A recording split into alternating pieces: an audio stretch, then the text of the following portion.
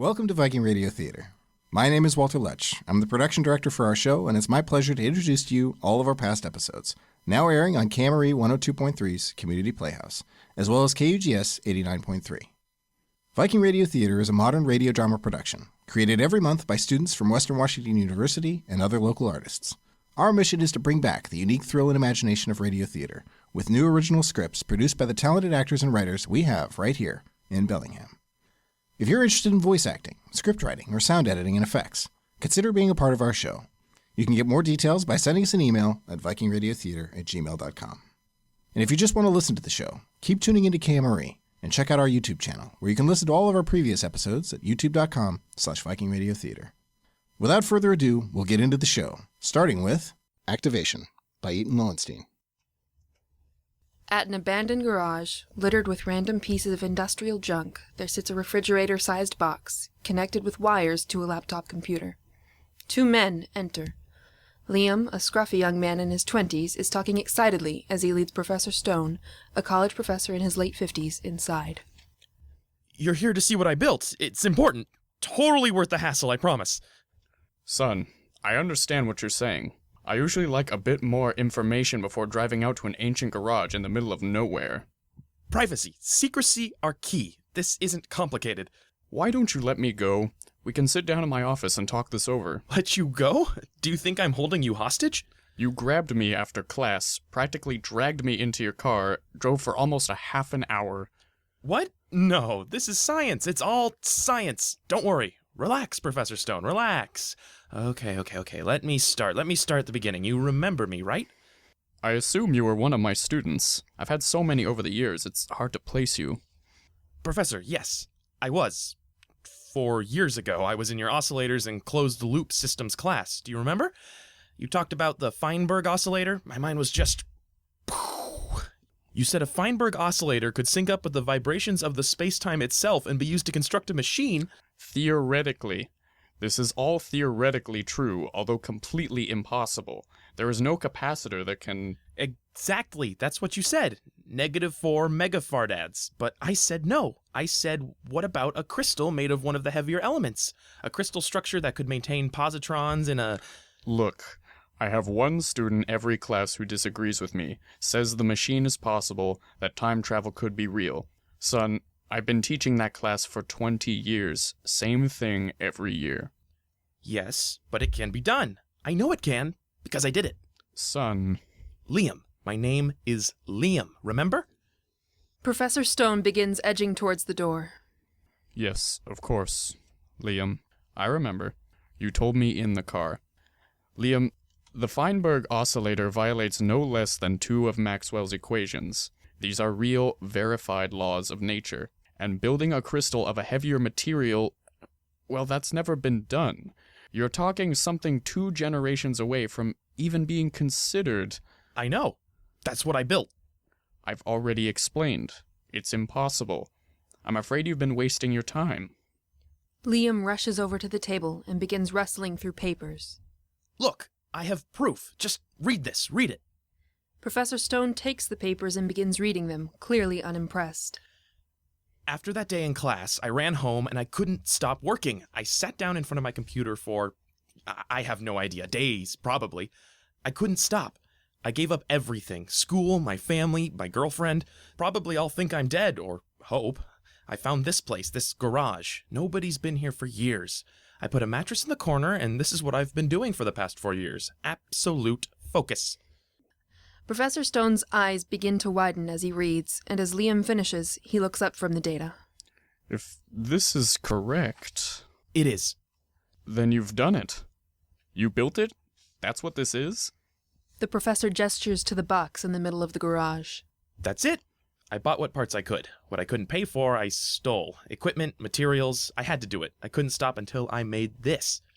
Liam goes over to the box, putting his hand gently on it. The professor steps towards it in awe. The way you seem to have solved the crystal generation is... It's nothing short of brilliant. Now that you've done the work, it makes perfect sense. So this is the machine. A real time machine. I've tested all the components individually, but I needed a witness for when I turned it on, when I get inside and send myself 5 minutes into the future. So you got me. Right, because you'd understand it, but also so I could rub it in your face. The professor examines the wiring. Liam goes over to the computer, types a few numbers. I'm setting the machine for 5 minutes. You just have to wait for me to come out. No, stop. Do you understand the nature of this machine? Yeah, I built it. But do you understand what it means? Turning on the oscillator will create a path between moments in time. So long as the machine remains on, you can visit any point in time along that line. What's your power source? It's an old radioisotope thermoelectric generator I swiped from your lab. Sorry. You stole from my lab? Yeah, but only in the name of science. How long does it have left? 25 years, give or take. You will be opening a 25-year-long gap in time through which anyone with this machine can travel. Pretty awesome, right?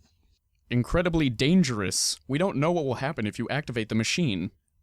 What are you even talking about? This is one of the... No, this is the biggest invention in the history of anything.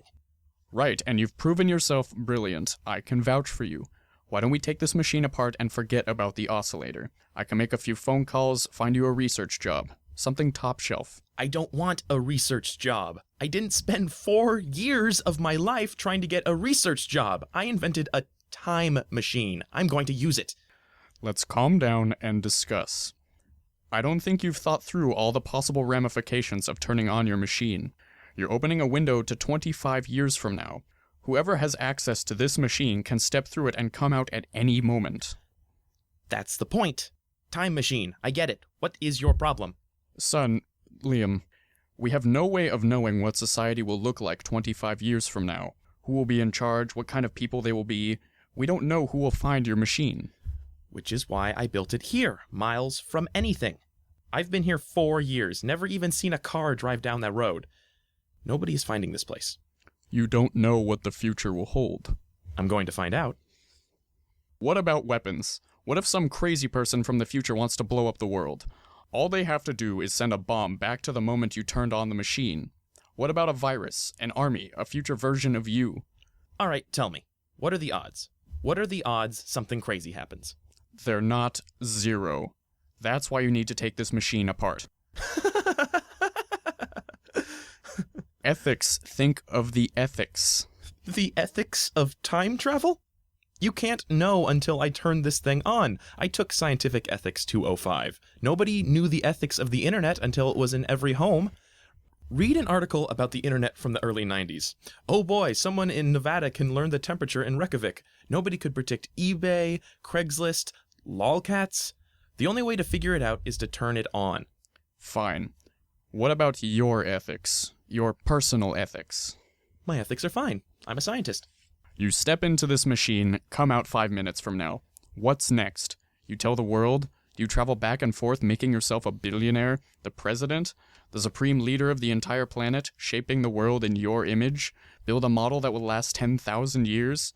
Because the power of this machine, it's infinite. This is America. I deserve the fruits of my labor. These are my bootstraps, man. This machine is for me to do with as I please. I get to be a billionaire. I get to be president if I want. This is my machine. And you intend to keep it a secret. Exactly. And you trust yourself. Liam thinks about this for a second. Yeah, I do. You don't know me, but I'm doing this for all the good reasons. I don't want to be rich. I don't want to blow up the earth. I'm just curious. I want to see what the future holds, how we turn out. The crazy stuff, that's not me. That's why I have to keep it a secret.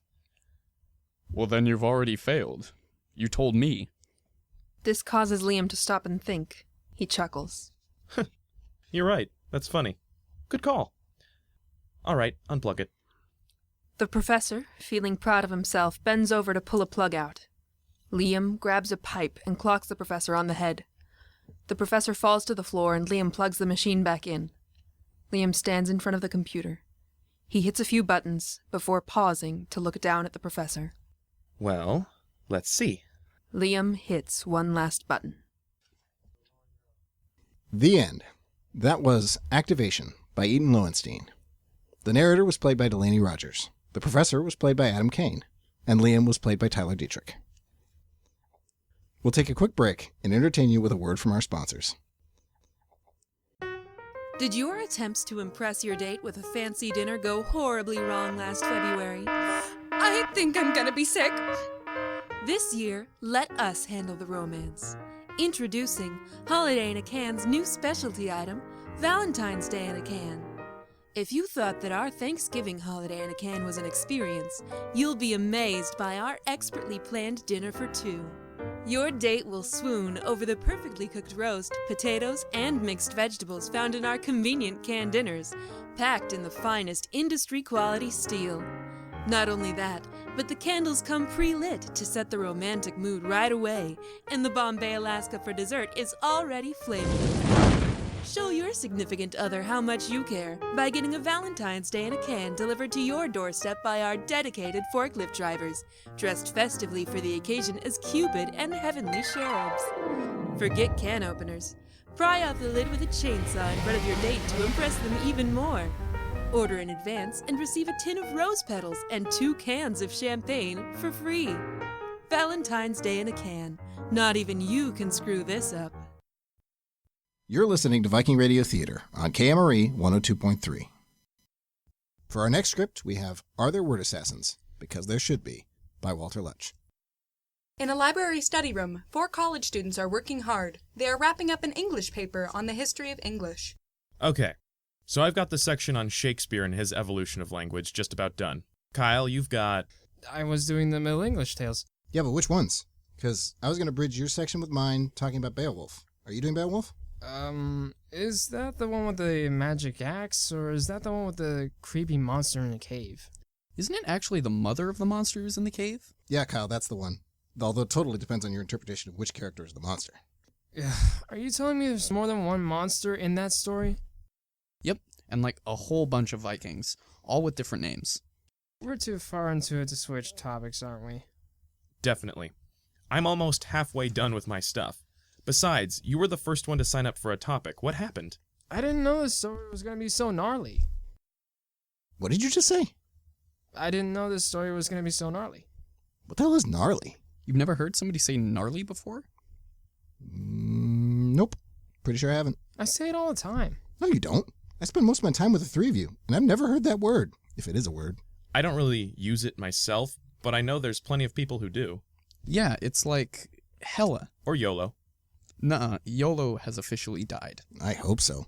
I don't really use hell anymore, but I hear tubular is making a comeback. Tubular? What is this, the 80s? That's definitely more 90s. Better than sick. I don't get that. Sick is universally bad. Why would you ever use it to describe something awesome? Could be worse. I heard some 6th grader on the bus yesterday say she screenshotted her castle in Minecraft. Whoa. Okay. Are there word assassins? Because there should be. And that word should be on the top of their list. I don't know. No. Screenshotted is not a word. I took a screenshot. That's it. You think that's bad? I've been hearing people refer to windbreakers as North Faces. What? Well, that makes sense. I mean, that's how we got Band-Aid and Kleenex. Yeah, but those were literally the only people making those products. This is an entire class of clothing. Nope. Word assassinated. There's a couple of slang words I put on that list. Rad, Dog. Whack. cray-cray. Dope. Crunk. Let's get rid of crunk. I don't even know what that means. Same with ratchet. Have you heard that one yet? Seriously, who came up with that? It's a girl thing. I don't get it. Don't forget slangin'. Wow. I hadn't heard that one, but Bay has got to go. Adorbs. We've got to kill adorbs. Especially in combination with totes. I can't stand it. Ah, totes. Can we do phrases? Hit me up. Like, how does that make any sense? If I want you to call me, I don't want you to punch me in the face. I know, right? That phrase gets used a lot too.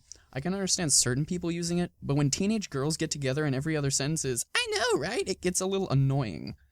Well, you just can't handle my swag, dog. That phrase is just whack and dank and YOLO.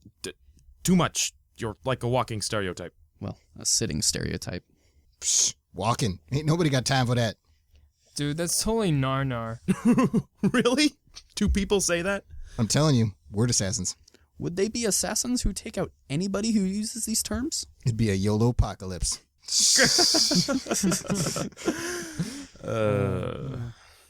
Okay, guys, we should really get back to work. We don't have much time left on our reservation. The group returns to their studies. Dave looks up from his work, clearly distracted, before speaking up. I don't know. I like the idea of them killing the words themselves. Meta. Oh, what if it's a league of ninja hacker assassins, and they eliminate any trace of a word on their list from the world? That's the closest we get to killing the word itself. The internet would be the first target, remove any usage of the forbidden words, and then go for the paper copies. People would just wake up one day, and the entire internet would be scrubbed clean of slang. Well, the really bad slang, anyway. That's like 80% of some people's Twitter feeds. We could be the founding members of the League of Word Assassins. Started off with the ones we've talked about here. Make a formal list, set priority, save the English language. Gradually branch out into other languages too. All of human language. By the way, while we're at it, can we do something about literally? What do you mean? Literally. In the dictionary, it means something truly happened. I literally crapped my pants has no outcome other than soiled trousers. But everybody uses it figuratively and can get away with saying they literally crapped their pants without actually having crapped their pants. So? It wouldn't bug me so much if they hadn't just literally changed the definition in the dictionary to also mean figuratively. It's a loop. Literally and figuratively now mean the exact same thing. Okay, hold on. I want to solidify the list. Say the top 10. Screenshotted has to be number 1. I really don't mind screenshotted, though. That raises a question. What if there's a disagreement among those making the list? Do we vote? Doesn't seem very League of Assassins-like. And if we're still going with the assassins killing people who use these words, we've potentially got members of the League sending assassins after each other. Whoa, I don't like screenshotted that much. You can have it if you're gonna send an assassin after me. Maybe we should make the ninja hacker assassins non-violent. They only kill the slang words. Probably a good idea. This is pretty ironic. I'm writing about Shakespeare for the paper, and he made up words all the time. Apropos. Huh? That's not ironic. It's apropos. Bugs me. Now, we've got to keep in mind, plenty of people have tried to stop the usage of a word they thought was destroying English throughout history, and we're using them today without thinking twice. Shakespeare is a perfect example. True, but nobody's ever tried internet ninjas who remove every trace of the word from existence. The best anybody's come up with before this has been a couple speeches and petitioning Merriam-Webster. Or passing city ordinances, like Footloose. This could work. It'd obviously take a lot of money, but it could happen. Maybe we could set up a Kickstarter. Would Kickstarter be okay with a project that removes large sections of the internet? Money. Yep, money. No, like all the silly slang people have been coming up with for money these days. Bands, racks, it's stupid. Have you heard about craft singles? It's the new term for dollar bills. So stupid. That doesn't even make sense. Word assassinated. Could we do something about twerk? I know it's technically a dance, but it's so ridiculous. I hate to point it out, but we're acting like old people. Well, kinda. No, really. Isn't this just like talking with our parents and trying to explain how a smartphone works? At some point, they always say, I miss actual buttons, or why couldn't they have just stuck with the flip phones? It's the same. Jeez, I'm not even 30 yet. We're not old enough to get so worked up about fads. He's got a good point. Yeah, it wasn't a serious idea anyway. If anyone needs me, I'll be on my porch yelling at the kids to get off my lawn. And get rid of those slang words. In my day, we didn't use acronyms. We had to say each and every goddamn word. Nice. Whoa, our reservation's up in 15 minutes. Let's get this all figured out quick. The group returns to work, feverishly scribbling. After a few seconds, John looks up from his work. Why aren't we writing about this? I mean, we've practically got a whole paper thanks to Gnarly and Screenshotted. The teacher'd never go for it. Probably not. Screenshotted. The end. That was Are There Word Assassins? Because There Should Be, by Walter Lutsch. The part of the narrator was played by Lauren Odie. Trace was played by Walter Lutsch. John was played by Adam Kane. Dave was played by Tyler Detrick. And Kyle was played by Ryan Morrow. We'll be right back after this commercial. Support I-128. Dihydrogen monoxide is responsible for hundreds of deaths per year from accidental inhalation. It is an odorless and colorless chemical, and large quantities can be found in our oceans and rivers. I-128 would work to remove DHMO from our homes, daycare centers, and community pools. We owe it to our children to protect them from the consumption of this deadly chemical. Signs that you've been exposed to DHMO include excessive urination, wrinkling of the digits, loss of traction. Please contact your representative to show your support for I-128. Let's keep our families safe from exposure to this deadly chemical. Wait, Guys, isn't dihydrogen monoxide just water? In other news, the Attorney General's office has released a statement urging citizens to take basic self-preservation measures, such as not accepting candy from strangers. You're listening to Viking Radio Theatre on KMRE 102.3. Our next script is Sometimes Elephants Die Standing Up by Dwayne Yancey. At the circus, the elephant trainer looks up at his elephant and can't figure out why it's not moving. Come on now, you big lazy. Get a move on. Go. Come on now. Pick it up. We got a show to do. What's the matter with you today anyway? What's going on? Just this damned elephant. He won't cooperate today. Just keeps standing there. Won't move. I don't know what's wrong with him. I can tell you what's wrong with him. Stubbornness, that's what it is. He gets stubborn. Like a mule sometimes he is. He's dead. I've tried everything they've said to do. Peanuts, the whip, nothing seems to faze him. Might have to set a mouse loose. What do you mean he's dead? I mean he's gone to the elephant graveyard. Nonsense. He hasn't gone anywhere. Can't get him to budge. Been like that for a few hours now. Yep, he's dead. He's not dead. He's still standing up. Exactly. You can see for yourself. He's standing up, so he can't be dead. If he was dead, he'd be, I don't know, doing dead things. Sometimes elephants die standing up. Well, sure, but they wouldn't stay that way. Well, not forever. For how long, then? I don't know. Sometimes hours, sometimes days. Just depends. Depends on what. Wind conditions. We're under a circus tent. Maybe other things. You mean like earthquakes? Earthquake would definitely bring him down. Otherwise... Otherwise what? Rigor mortis. That's one of them fancy French words. So you're telling me this elephant might be dead? Not what I'm saying at all. Ah, good. Because for a moment there I thought you were saying... I was saying he is dead. No mind about it. What makes you so sure? The glassy-eyed stare. The lack of any response to physical stimuli. That would be your whip, by the way. Oh, hell, that's no different from me after I've had a few too many. The lack of any sign of respiration. Oh, I guess I do still breathe when I'm on a bender. Yep, I'd definitely say he's dead. Well, good luck with that. Oh, wait, you're leaving? I'm not the elephant trainer. But if he's dead... Then you're not the elephant trainer either. But... Not my fault we're a circus with just one elephant. Or were a circus with one elephant. Guess now we're a circus with no elephant. But what am I supposed to do with... I don't know. What would you do if he had laid down in a corner and died? Never thought about that. Guess now might be a good time, huh? Well, off to shovel elephant poop. Except what? Except if there's no elephant, there's no elephant poop either. I guess you're right. You know what that means, don't you? Means you get the day off? It means we're out of work. Oh. At least not working with elephants. And you know what that means. What? Oh, you know. No, I don't. You remember? Remember what? You know, before old Peanut Eater here. No. Yes. Not that. What else is there? Anything but the clowns. You know they will. They couldn't. They did before. Oh, they will, won't they? We don't want to be with the clowns. Clowns are scary. And those fake noses are too tight. I can't even look at myself in the mirror. And those big floppy shoes, not my style. So what can we do? There's only one thing we can do. Run away and join the circus? No, wait. We've already done that.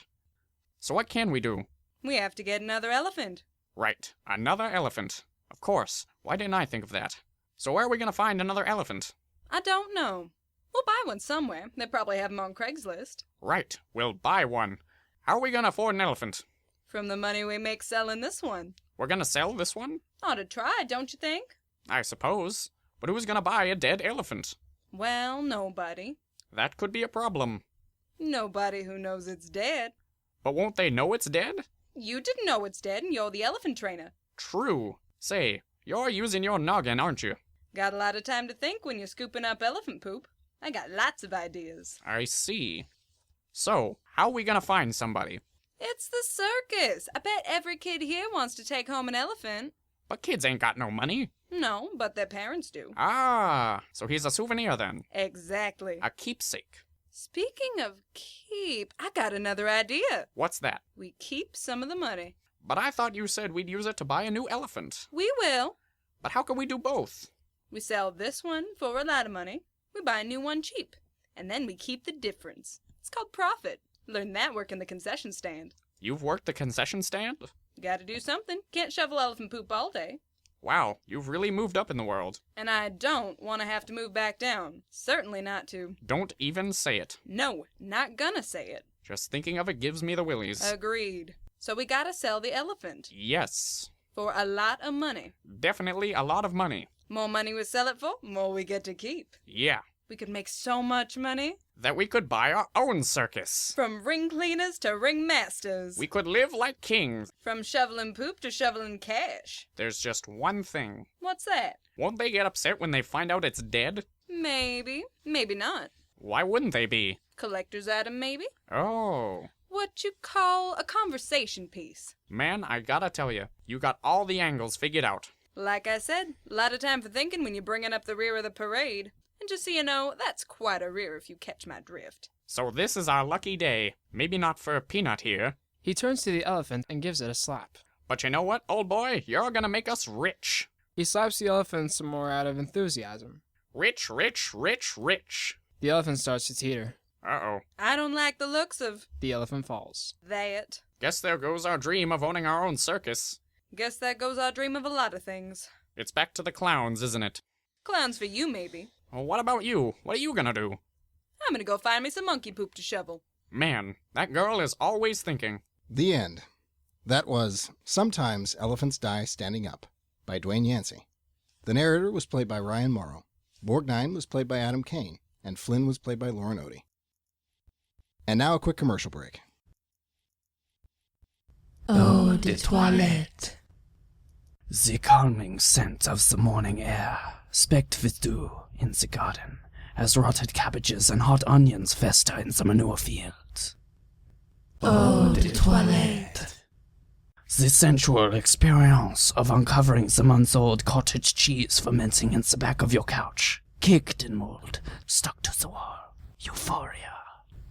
Eau de Toilette. The alluring stench of the damp subway, next to the derelict with a burrito in his coat pocket.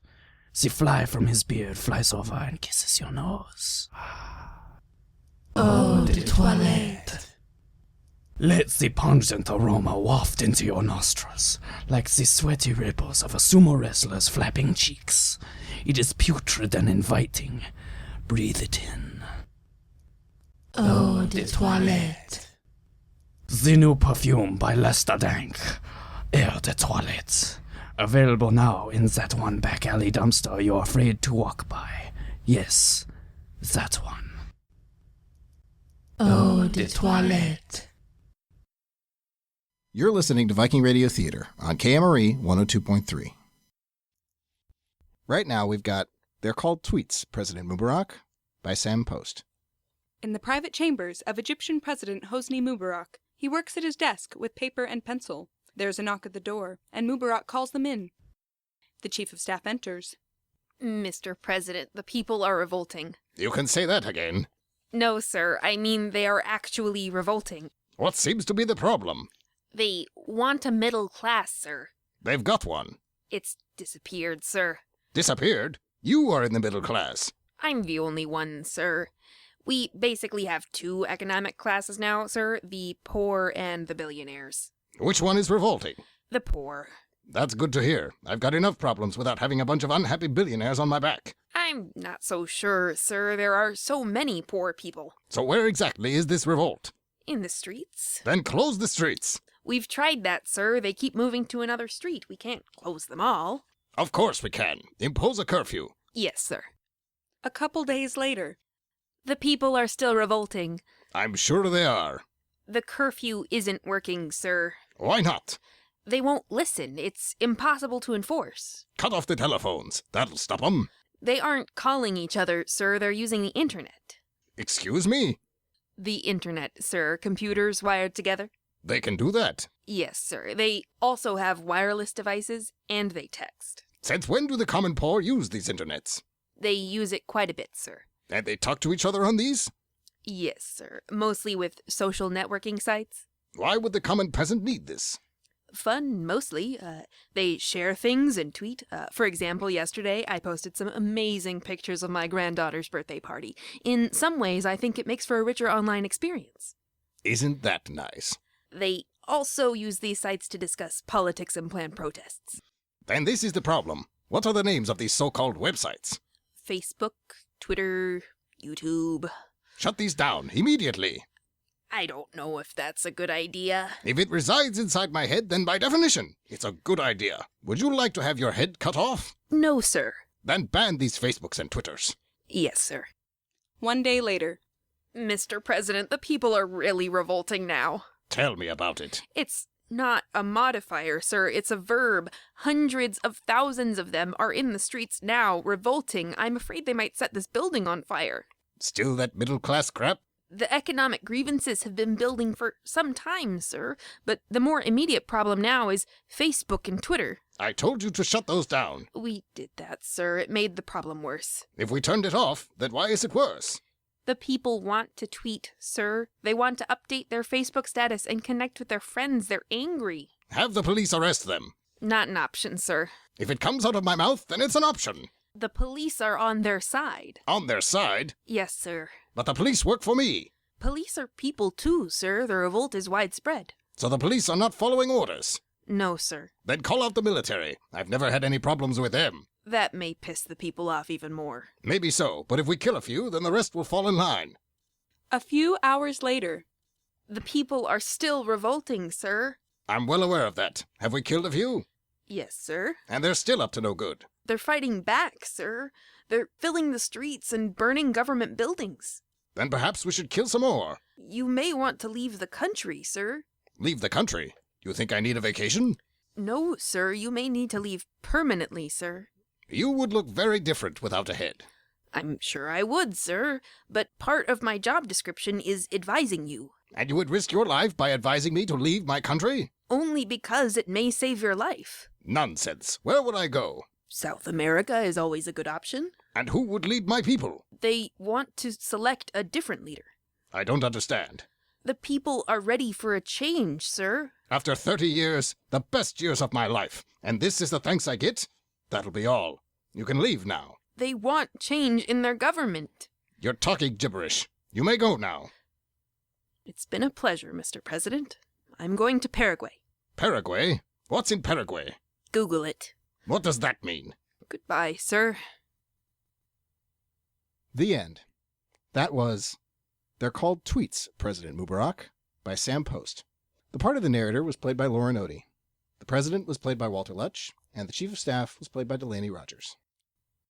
With that, we've come to the end of another episode of Viking Radio Theatre. For more information on future airtimes here on KMRE and Western's KUGS, check out our Facebook page at facebook.com/VikingRadioTheatre, or listen to all of our past episodes on our YouTube channel at youtube.com/VikingRadioTheatre. The writers who contributed to this episode are Eitan Loewenstein, Walter Lutsch, Dwayne Yancey, and Sam Post. Our chief sound engineer is Blair Lorenzo, and Viking Radio Theatre's theme music was written and composed by Kat Miller. From the cast and crew of Viking Radio Theatre, thanks for listening.